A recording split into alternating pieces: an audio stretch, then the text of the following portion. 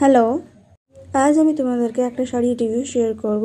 আমি জেফা ইন্টারন্যাশনাল থেকে একটা শাড়ি অর্ডার করেছিলাম, আর সেটা আমি আনবক্সিংও করে ফেলেছি। এটা হলো প্যাকেজিংটা বাইরে থেকে ঠিক এমন দেখতে ছিল। আর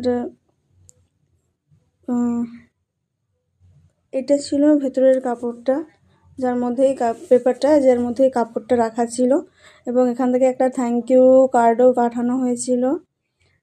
দেখে নাও কেমন ছিল। লেখা ছিল জেফার থ্যাংক ইউ ফর শপিং। এই ছিল কার্ডটা। আর চলো আমি তোমাদেরকে আবার এই কাপড়ের রিভিউটা শেয়ার করে দিই।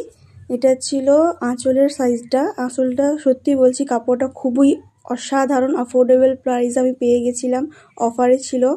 এটা হচ্ছে আঁচলের দিকটা খুব সুন্দর ওয়ার্ক করা, এবং এই ধরনের লাটকানো লাগানো ছিল।